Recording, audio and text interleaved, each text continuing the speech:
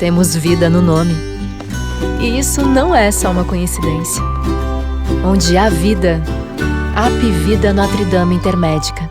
Eu sei que existem milhares de pessoas que já se acostumaram toda segunda-feira, quando eu começo esse trabalho maravilhoso, que na verdade é um trabalho entre aspas, porque eu na verdade eu venho para cá movido por uma paixão, movido pela minha vocação, que dificilmente eu consigo situar isso como um trabalho. E sabe por quê? Porque é justamente na segunda-feira que eu ratifico o meu entusiasmo em direção a fazer tudo outra vez e fazer melhor. Agora, isso só é possível graças à capacidade, à generosidade, à aceitação de tantas pessoas, como a Débora Regis, mãe do João Gabriel, que aceitou o meu convite para vir aqui nesse segmento Amores Muito Especiais, para conversar sobre episódios na vida dela que são totalmente permeados, cobertos, envolvidos pela leveza, pela delicadeza, pela ternura, pela compreensão, pela paciência e pelo amor. Amor de mãe por um filho. E ela veio aqui justamente falar sobre a sua experiência como mãe de um garoto maravilhoso, um ser humano fora de série, fantástico, o João Gabriel, que ele possui o transtorno do aspecto autista. Ele é um menino autista. E qual é o nosso objetivo ao convidar a Débora Regis para vir até aqui? Foi justamente para que a Débora, compartilhando a sua experiência, compartilhando os seus altos e baixos, mas sempre com a manutenção, sem perder o amor, sem perder a visão dela de mãe, de que ele foi dado a ela por Deus, para ela e para o pai dele. Então, isso acontece com qualquer pessoa, não é? Você, ao ter um filho, você recebe esse filho de Deus. E a partir daí, não importa como ele seja, é o amor que vai ditar tudo. E a Débora, para mim, é um grande exemplo disso. Um grande exemplo da exigência do amor de mãe pelo seu filho que ela tem na vida. Vamos ouvir a história da Débora? Preste muita atenção. Débora, eu queria primeiro te agradecer de coração a oportunidade que você me deu, né, de vir aqui, um espaço para a gente poder trocar essa ideia, passar um pouco mais de informação sobre a vida diária de uma mãe que já lutou muito. Hoje o autismo ele está bem mais divulgado do que na época, há 17 anos atrás, do João, onde a gente enfrentou muita dificuldade pela falta de informação mesmo, entendeu, Humberto? Quero me apresentar para vocês, sou Débora Regis e mãe do João Gabriel, amor muito especial. E é um prazer poder compartilhar e vamos falar um pouquinho aí, até para passar mais informações para as mães, né? E tem muita mãe te vendo nesse momento, ai, seguindo o nosso Como Tem Mãe fazendo isso. Débora, nós não poderíamos começar essa nossa conversa a não ser pelo João. Conta pra gente como é que o João chegou e como é que você começou a sofrer essa experiência de mãe de um autista através do teu amor, da tua ligação com o João. Bom, Humberto, o João, ele nasceu em 2005 e a minha gravidez já foi bem complicada. Uma gravidez que teve que ser bem acompanhada até o 9º mês. E quando ele nasceu com um apigar muito bom. Ele não teve... O que é apigar? Apigar é o nível de saturação, de oxigenação quando a criança nasce. Quando a criança nasce. Então o apigar dele era bem considerado de uma criança normal. E daí, a questão de alguns segundos, o pediatra observou uma falta de oxigenação do João, uma dificuldade de respirar. Ele estava cansado, foi pro SUPAP, que é aquela sondinha que coloca no nariz. Depois começou a perceber que estava piorando, colocou o capacete, até que entubaram o João. E aí ninguém queria me dar essa notícia, né? O primeiro filho, a Débora sempre foi muito assim, sentimental, sempre foi muito chorona. E todo mundo ficou bem preocupado como eu iria reagir. Mas a mãe, ela tira forças de onde ela não tem perspectiva nenhuma. E pega as coisas no ar também, E pega as coisas no ar. Eu fazia assim, eu não podia falar, porque diziam, vai dar gases, né? Sim. E eu fazia assim, cadê ele, né? Cadê o bebê? E não aparecia. Enfim, até que a minha médica chegou comigo, conversou e falou pra mim, olha, ele estava apresentando um quadro de infecção generalizada e o caso dele é bem sério. As 48 horas dele será bem decisiva. Nossa, foi assim... Tu recebeste essa notícia na lata. Na lata. Enfim, para encurtar um pouco mais, ele passou 21 dias na UTI com uma infecção generalizada, foi entubado, aí estupa, aí volta de novo, um dia após o outro. Quando o João saiu da UTI, ele saiu com os movimentos um pouco mais fracos em relação, de um lado ele mexia mais, do outro ele mexia menos. E aí eu fui começar a observar com a pediatra e ela disse para mim assim, vamos fazer um tratamento neuromotor. Precisa fazer um tratamento neuromotor. Graças a Deus eu consegui uma consulta no Sara Kubitschek, que o Sara Kubitschek em Brasília, ele é referência em tratamento neuromotor. E lá teve eu tive todas as informações do que eu precisava fazer, tanto em casa, de atividades, eles dão uma cartilha, eles dão um livrinho, é bem interessante, para as atividades que você pode fazer com o seu filho, para desenvolver e tudo. E no Sara nós passamos em torno de uns 4 anos no Sara. Ele internado 4 anos? Não. Internado não. Ele ia fazer a cada 6 meses, lá, fazer a consulta e fazer um tratamento de 1 semana. Nesse tempo, nesse período, o João saiu da UTI tomando um remedinho para convulsão. Como ele teve muitas convulsões, ele teve mais na UTI, ele teve... acho que passou 18 horas convulsionando, de difícil controle. E aí ele precisou sair da UTI tomando os remédios de convulsão. Na época ele tomava o Gardenal, que é um remédio, uma medicação bem tradicional para convulsão. Aí chegou, passou, começamos a fazer o tratamento dele no Sara. Quando ele tinha 4 anos de idade, eu meio assim, Humberto, que me sentia segura. Toda vez que ia pra lá, a cada 6 meses assim, eu me sentia assim tão confortável. Me diz uma coisa, Débora, só para esclarecimento. A palavra autismo, naquela época, né, quer dizer, já no início de 2005, 2006, não. Já apareceu essa palavra? Não. Até agora essa palavra, ele não. Com 4 anos, não surgiu isso aí? Vai surgir agora. Ok. Quando ele completa 3 anos e meio que eu vou ao Sara, ele começou a desenvolver umas características que eu não... Como mãe de primeira viagem também, o autismo também para mim era uma situação totalmente diferente. Desconhecido também, desconhecido, não é? Algo desconhecido. E ele começou a se arrastar na parede, ficava em movimentos repetitivos se arrastando na parede, começava a pegar algo e fazia esses movimentos que nós chamamos de movimentos de estereotipias. Ele está estereotipando, Sim. Que é aquele movimento repetitivo. E aí eu, sinceramente, não havia percebido ainda. Até que um belo, numa consulta, ela virou para mim e falou assim, mãe, você está achando algo errado no seu filho? Na convivência, em casa? Eu disse, não, eu não estou achando nada não. Aí ela começou a me pontuar várias coisas, várias características do autismo. E ela falou pra mim assim, você sabe que o autismo, ela foi me explicar. O autismo, ele é como, vamos imaginar, uma linha. Onde nessa linha tem vários, vamos dizer assim, mais fácil, ramificações. Tem vários espectros. Então tem várias características de pessoas até chegar ao grau mais elevado. E aí, ela me explicou aquilo, Humberto, aquilo pra mim assim, gente, foi uma faca no meu coração. Tu eu me desabaste, senti péssima, eu me senti perdida. Imagino. O que eu achava que era só um problema motor virou uma outra situação.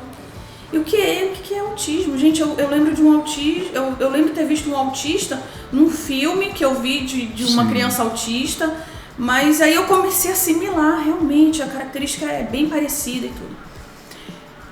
Fecharam o diagnóstico Sara Kubitschek como autismo.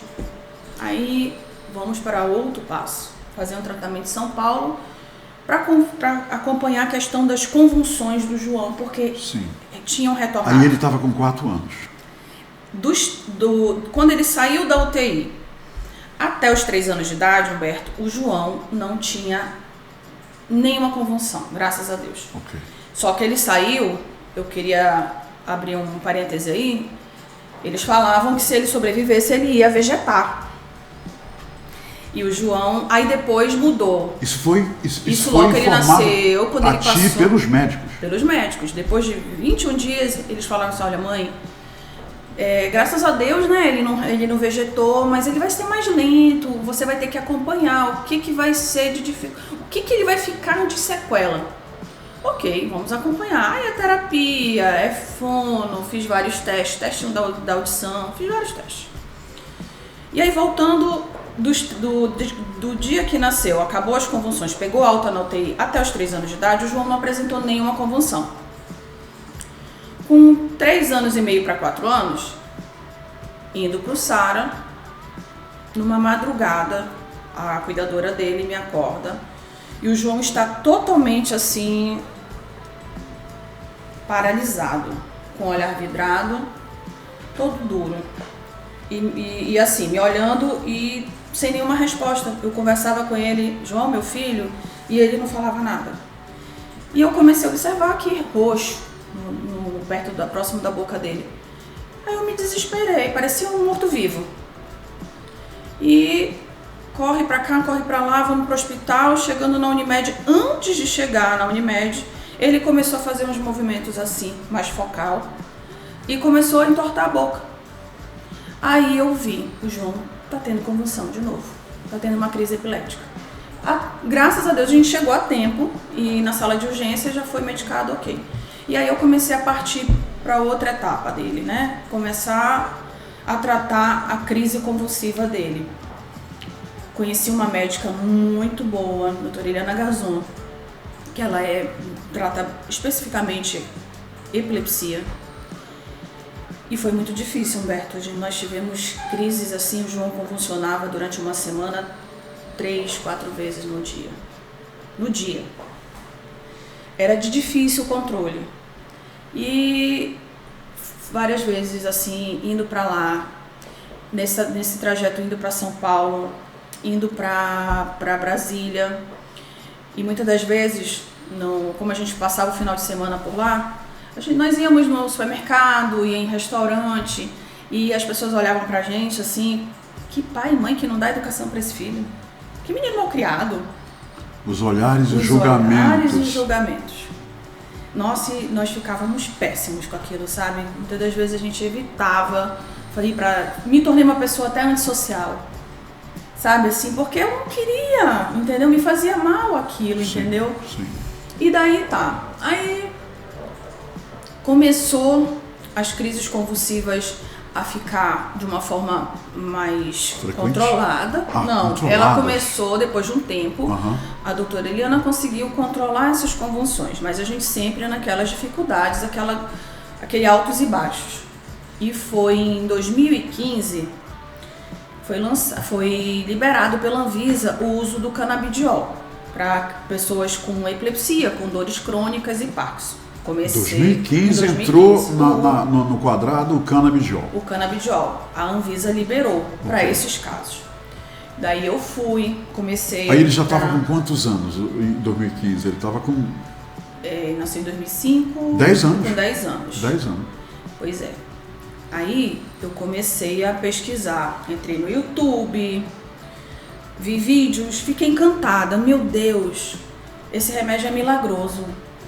Eu vi imagens de pessoas com um Parkinson que as pessoas passavam um óleo do canabidiol no pé dela e ela voltava ao normal, assim, questão de segundos. Parava os tremores. Parava e sabe, assim, como se nada tivesse acontecido. Eu disse, aí eu falava, será? Eu acho que esse vai ser a cura do meu filho. E aí, Humberto, a doutora achava que ainda não era a hora, ele não era indicado. Como eu depositava muita confiança na doutora Eliana, eu quis dar uma segurada. Não fui pra frente, até porque era muito difícil a gente conseguir o fornecimento. Porque só era produzido no exterior, né? Só no exterior. E tinha que ter, era muita burocracia, o médico tinha que dar parecer e tudo. Eu deixei um pouquinho de lado. Ok, consegui controlar as convulsões do João. O João começou a tomar remédio, chegou a tomar assim, tipo uns 5 tipos de remédios para convulsão. E a fala ficou como uma sequela. Ele não fala hoje, assim, ele não fala. A gente sabia que ia ficar uma sequela, não sabia o que, e era a fala.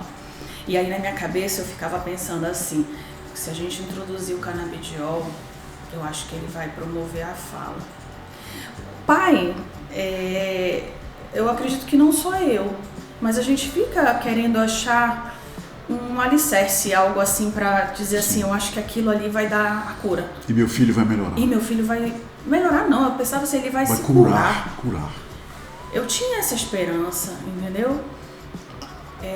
Só que aí eu comecei a também aceitar mais o espaço dele. Aceitar como? Às vezes a gente exige muito, não só porque um filho é portador de deficiência, mas a gente exige muito de um filho coisas que às vezes eles não podem dar pra gente. Não é verdade? Sim.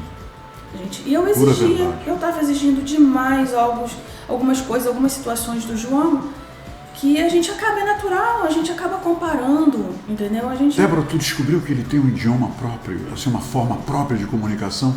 Ele tem um jeitinho dele de se comunicar, que em casa ele não passa sufoco nenhum. Não, né? Não, na rua, às vezes as pessoas, mas ele consegue, hoje, a demonstrar o que ele quer, né?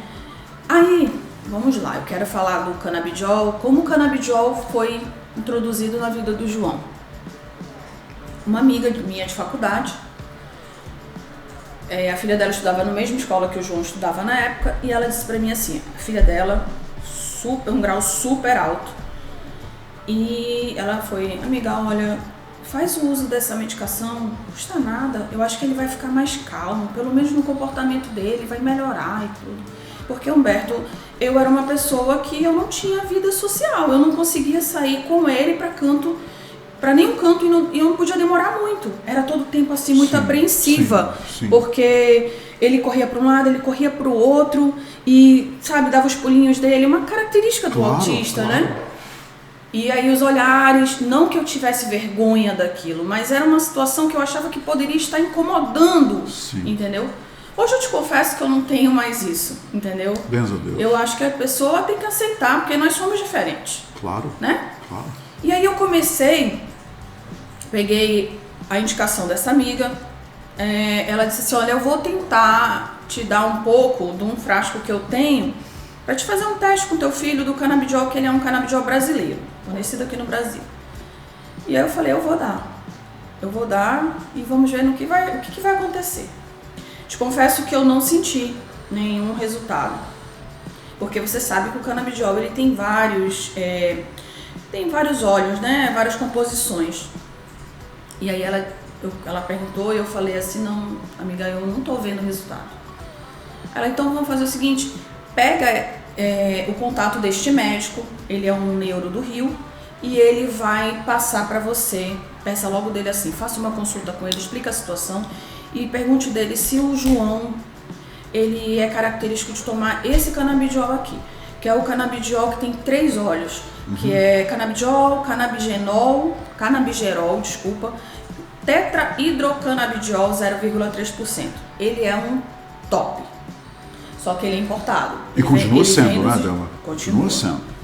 Ele é dos Estados Unidos, daquela marca da empresa da Medley. Aí, Humberto, tive a reunião, a consulta com o médico, aí super cheia de expectativas, claro, né? Claro. E aí fiz o primeiro uso, chegou, teve um pouco de burocracia, mas foi tudo tranquilo, chegou o canabidiol na minha casa. Aí eu vou dar a gotinha para ele. Comecei a dosar as gotas. Aí olha a cabeça de uma mãe assim que esperançosa, né? Dei a gotinha para ele, aí questão assim de uns 10 minutos, ele começou a fazer assim, eu de pronto, vai falar. Que maravilha. É a minha ingenuidade, né? Vai falar. Meu Deus, será que era isso que faltava? E aí depois a gente vai caindo a ficha, não. Aí o médico já chegou, falou tudo que eu não queria ouvir. Ele disse, mãe, olha, não é por aí. Vamos parar de criar expectativas. Nós precisamos ser realistas.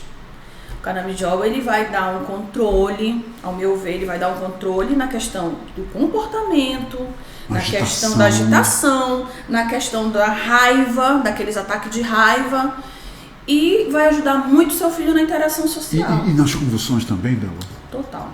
Vou te contar a minha experiência. Introduzi o canabidiol lá. Depois do Covid, eu comecei a fazer a introdução do canabidiol.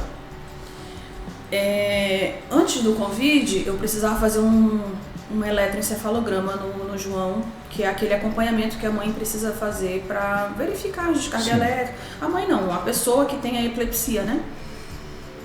Então, por conta do Covid, eu teve que prolongar um pouco mais. Eu sei que ficou um intervalo desse acompanhamento de uns 6 anos que eu não fazia o eletro.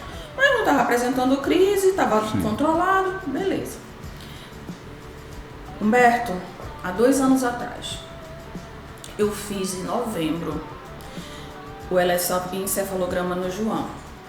Eu não sei, meu amigo, se eu acredito que o canabidiol contribuiu muito.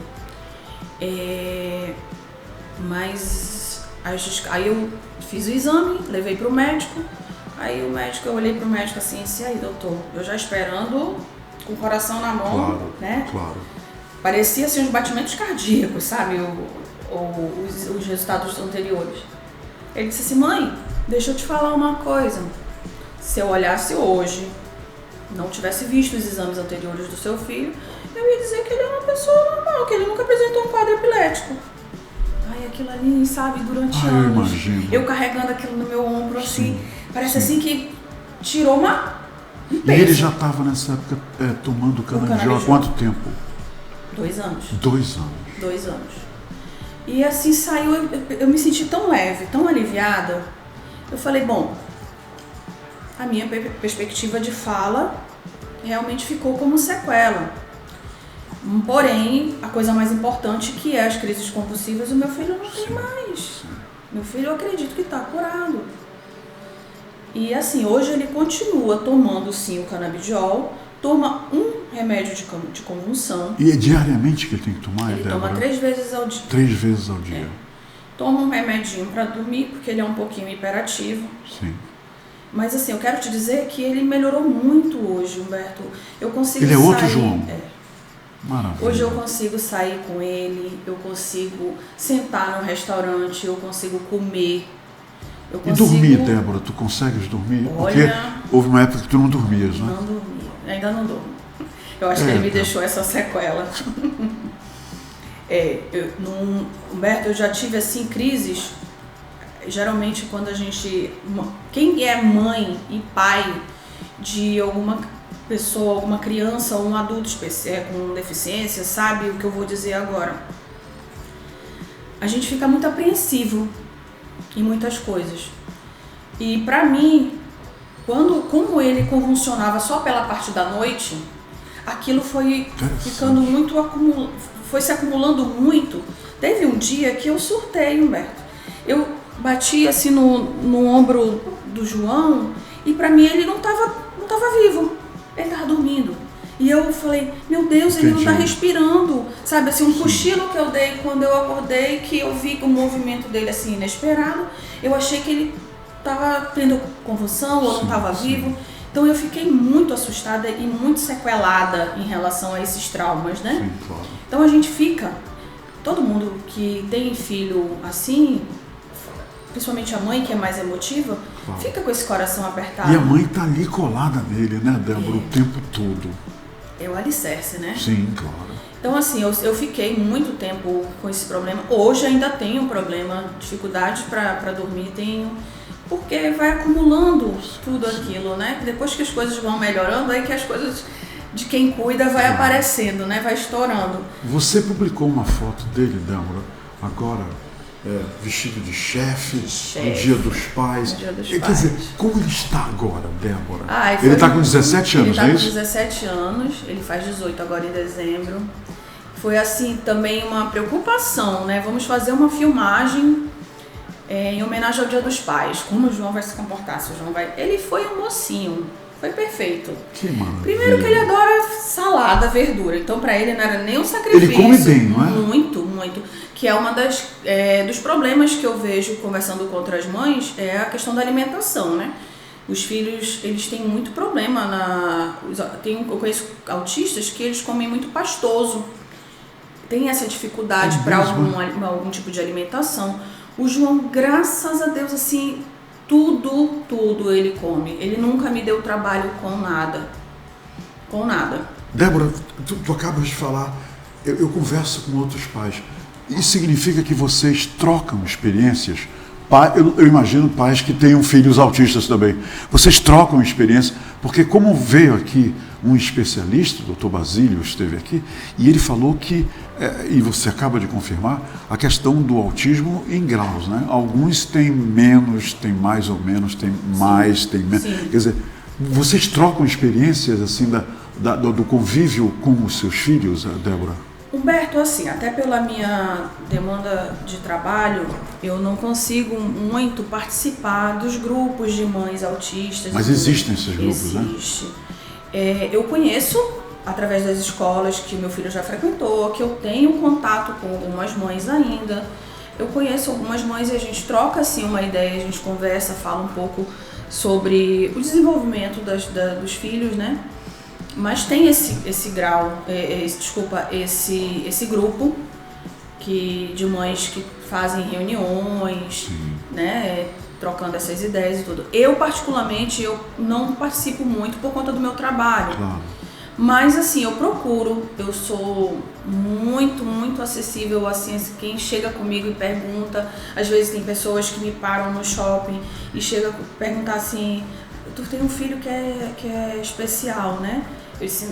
Eu sou uma mãe especial. Ele é portador de deficiência.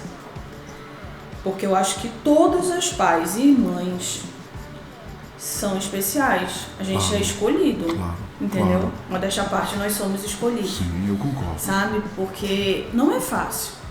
E assim, eu acho assim, do fundo do meu coração, eu acho que a gente precisava ter mais empatia. Eu acredito que a gente precisava ter mais informação, menos preconceito, porque hoje a gente ainda tem. Imagina lá atrás, há 17 anos atrás. Eu fico imaginando.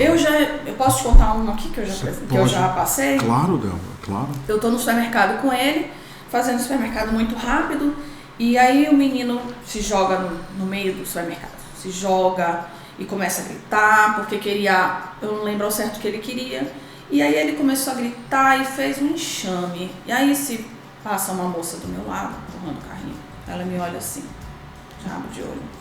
Você não dá educação pro seu filho? Ai, Humberto, eu sou muito calma. Mas eu fiquei muito valente naquele dia.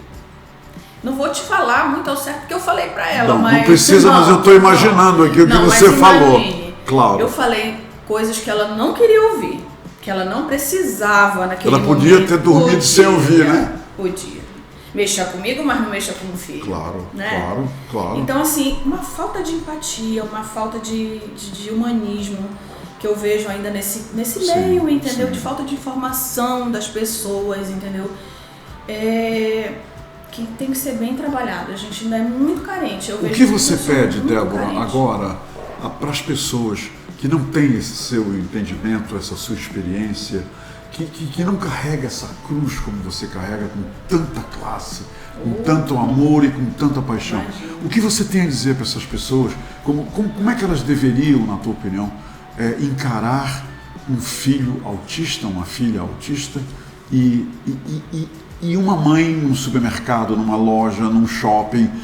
Qual é o conselho que você dá para essas pessoas? Primeiro caso é que a gente tem que aceitar. Nós precisamos aceitar. Porque eu vejo que o preconceito, Humberto, ele inicia dos pais. O preconceito não vem da criança. O preconceito vem dos pais. Então, a criança, ela é um comportamento espelho, ensinado, não é? Exatamente. A criança, ela é o espelho dos pais, né? Claro. Então, eu já presenciei muita situação onde a criança tem preconceito de uma outra criança com deficiência, mas porque eu observei que os pais fizeram, o primeiro passo partiu deles, entendeu? E já aconteceu comigo em escola, eu entrando no primeiro dia de aula com o filho, e o pai virou e falou assim: meu filho não vai ficar na mesma sala que esse menino. E ele lá chorando. Qual é a criança que não chora na escola? Primeiro dia de aula, então. Sim. E ele lá chegou e falou na minha frente, e eu fiquei me sentindo péssimo. Que não ia ficar que o filho dele não ia ficar na mesma sala que o meu. Então eu acho que a gente precisa sim, os pais aceitarem nosso filho, como eu falei para você, não cobrar, não exigir muito do que eles podem nos proporcionar. A gente precisa procurar saber dos nossos direitos, dos direitos dos nossos filhos. Sim. Exigir, Humberto. Olha, o autista hoje, ele está crescendo muito espaço em relação à passagem aérea. Eu até fiz umas anotações aqui, direitos de carteira de identidade. Como é difícil de uma pessoa que não tem nenhum comprometimento tirar sua carteira de identidade, não é verdade? Que a gente tem uma certa dificuldade, né? Sim. Então, o autista tem sim prioridade. Esses direitos de carteira de identidade, a redução de jornada de trabalho da mãe, que muitas não sabem, mas é nosso direito, entendeu? A gente precisa ser mãe, e a gente ainda tem um fator muito mais agravante, que a gente tem que cuidar de uma pessoa que é totalmente dependente da gente, né? Então esses direitos, assim, eu acredito que ainda tem que ser mais explorado, a passagem aérea. Hoje uma criança autista tem direito a 80% a menos de desconto de uma passagem aérea. E nada disso é divulgado, não é? Muito pouco. Muito pouco. Outra coisa, o símbolo do autismo agora, que estão colocando nos estacionamentos dos supermercados, das farmácias, isso precisa ser respeitado, porque dos idosos não respeitam. Eu tenho essa experiência com os símbolos dos idosos nos lugares públicos, e ninguém respeita nos shoppings, nas farmácias. E esse respeito é necessário ser desenvolvido, né, não é das isso? pessoas, né? Sim. Precisam se conscientizar de que realmente isso precisa, e a gente vai partir. Isso aí eu acho que vai evoluir mais quando começar os pais a exigirem isso. É nosso direito, então a gente tem que exigir. Claro. Eu exijo. Né? Você está certíssimo. A gente precisa exigir. E a gente está com isso aqui, nós abrimos esse segmento, essa janela de oportunidade. E eu quero dizer para você e para todas as mães com os seus filhos autistas que estão nos vendo agora, enquanto eu tiver saúde, vigor e inteligência, e esse trabalho, Débora, será mantido. E nós ficaremos trazendo outras mães, outros pais, profissionais, médicos, todos relacionados ao autismo, porque, olha, as cores diferentes representam a diversidade de pessoas e famílias que convivem com esse transtorno. E esse programa agora, ele representa o seguinte, que ele está se integrando ao mundo das crianças, das pessoas e das famílias que lidam com o transtorno. Débora, eu estou muito feliz que você veio. Eu também fiquei muito feliz. Obrigada por esse espaço. Usou toda a cola ou só um pedaço? Olha, faltou um pouquinho ainda. Mas aqui, se for estender, a gente... Que maravilha. Vai muito longe. Hoje o João Gabriel está muito bem. Hoje a convivência com ele é mais fácil. E a vida dele, a qualidade de vida dele é bem melhor, não é, Débora? Exatamente. Humberto, só para deixar esclarecido, o canabidiol... na vida do João melhorou esses fatores. Não que eu esteja falando aqui porque tem muita gente que tem muita esperança. E hoje, graças a Deus, eu posso, né, com muito sacrifício também, porque não é barato. Não é eu barato, trago de né? fora, então o vidro é muito caro. E um vidro para ele dura somente um mês. É um vidro por mês, Débora? Um vidro por mês, pela quantidade de gotas é um que ele vidrinho, usa. não é? É um vidro tipo Sorini. Uhum. Pela quantidade de gotas que ele usa. Então, assim, eu não estou dizendo que é assim, para criar esperança. Cada Sim. caso é um caso, Sim, né, claro, Humberto? claro. Para mim, eu contei um pouco da experiência e um pouco de uma situação que é muito fácil, que eu acredito que não só eu como mãe, crio aquela expectativa em determinada medicação, mas assim, pra gente ficar muito pé no chão, eu digo procurar ficar muito pé no chão e procurar sempre fazer o melhor. E ter muita paciência e muito amor, né? Porque eles são, realmente eles são e eles anjos de merecem. luz. Eles são amores muito especiais. São amores muito especiais. Obrigada. Muito obrigada mesmo. Estou aqui a hora que precisar. Todas as mães que têm seus filhos autistas através desse beijo que eu dei na mão da Débora. Tá bem? Obrigada. E esse espaço aqui é de todos vocês. Tá bem, Débora? Valeu, Beto. Obrigado. Minha gente, por hoje é só. Eu confesso a vocês que raramente eu termino uma conversa assim. Eu estou realmente muito emocionado pelo depoimento dela e por essa paixão incomensurável que a Débora dedica ao seu filho, do jeito que ele é. Até amanhã. Temos vida no nome. E isso não é só uma coincidência. Onde há vida, há Apivida Notre Dame Intermédica.